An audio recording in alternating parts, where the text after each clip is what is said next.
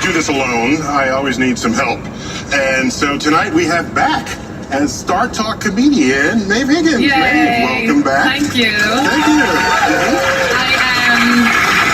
I'm out of prison and You're out of ready prison. to They start instead, and thank you for giving me this chance. So to talk about the environment, Andrew Rifkin, you're a journalist who cares deeply about the fate of life on Earth. That's a good thing. And so you write a blog for the New York Times?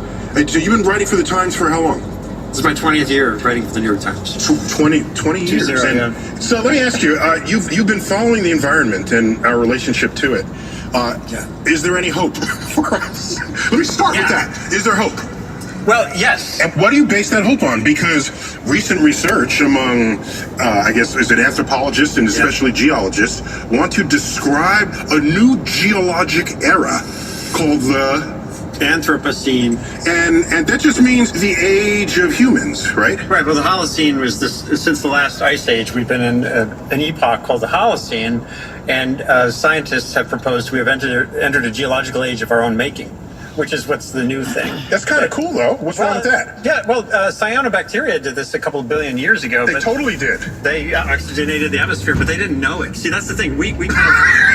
Wait, let's back up. So before we had oxygen in the atmosphere, we had these cyanobacteria that dined upon whatever was the gases in the air and excreted oxygen, enabling subsequent creatures to thrive on that.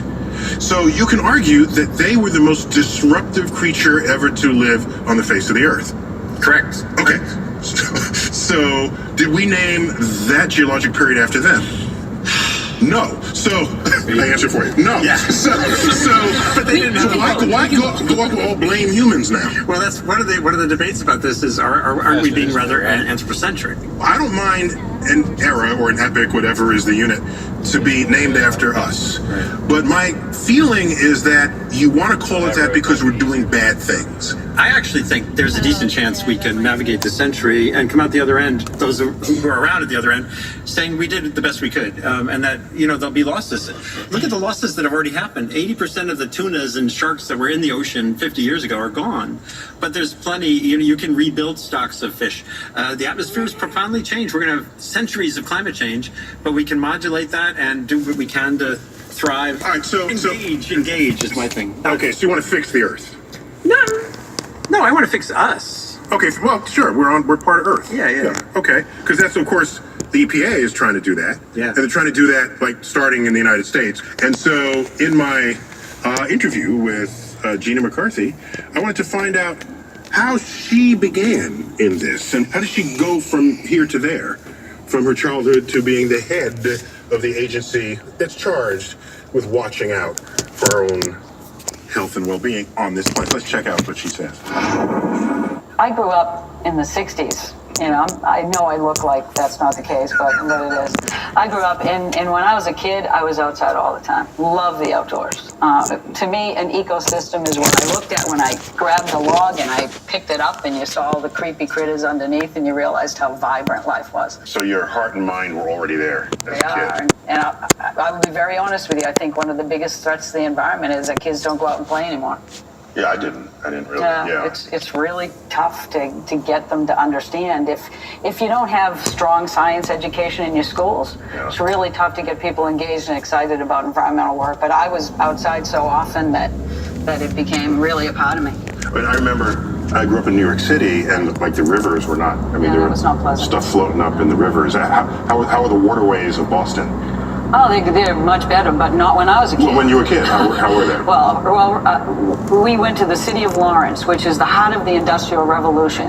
And it used to run green one day, yellow one day, blue one day. We used to take a bet on which one it would be the day we were going by. What color? Because that's where the textile industry was, and it depended on whether they were doing yellow or blue or red textiles that day, and that's what the color of the river ran. I didn't come from a rich family. I actually did swim in a beach off of Boston Harbor when you really weren't supposed to, and we used to go there as our day trip.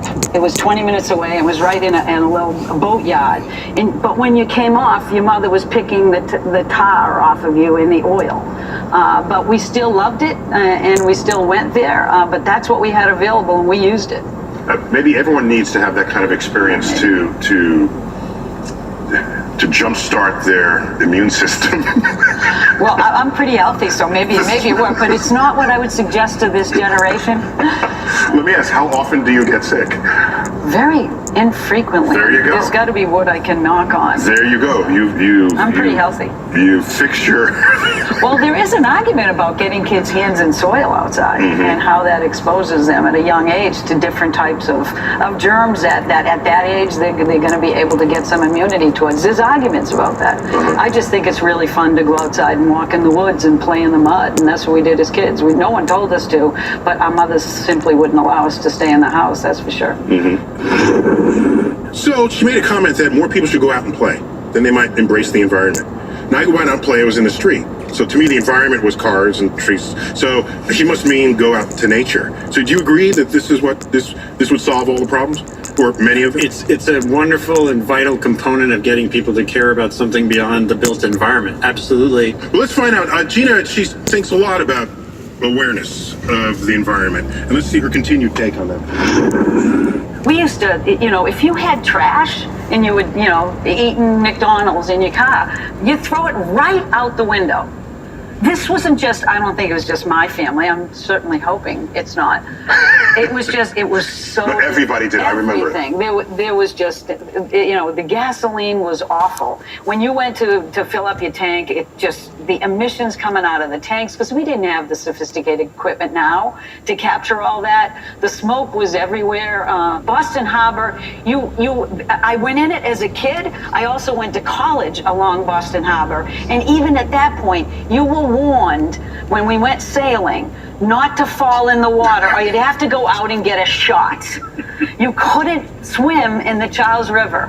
But now we have Boston Harbor, that is the engine of the city of Boston. That's the engine of all of our economy there. It's just, things change dramatically for the good just as much as they change for the bad. So we try to think, what are the drivers that created this change of awareness? Because no one really does that without feeling guilt. Even if you did throw things out the window with disregard. In fact, there's some interesting scenes in Mad Men, which of course takes place in the 60s. You just see them doing things. Wow, did we do that? People walk into an elevator smoking a cigarette. Did we do that? And they finish a picnic and they toss everything on the ground. Did we do that? So why did all this change? What happened in the late 60s? And you go to 1968, the most turbulent year of a turbulent decade. Assassinations, the Tet Offensive, the anti-war movement, and in that year, Earthrise, Apollo 8. They went to the moon, orbited 15 times, and then came back, snapped this picture. This was published in 1968, and we see Earth as nature intended us to view it. Yeah. Like with oceans and land and clouds. We go to the moon to explore the moon, and we discover Earth for the first time. And I looked at what happened after this photo was taken. In the 4 years that we were going to the moon, 68, 69, 70, 71, and into 72, 5 years, excuse me, end of 68 into 72, that's when all of this happened. When was the Environmental Protection Agency founded? 1970, okay? When was Earth Day founded? 1970. When we were going to the moon then, and we had other issues in 1970. Right. All right, there were assassinations and unrest on college campuses, and all of a sudden, people started thinking about Earth. Right. 1972, the catalytic converter is introduced. Leaded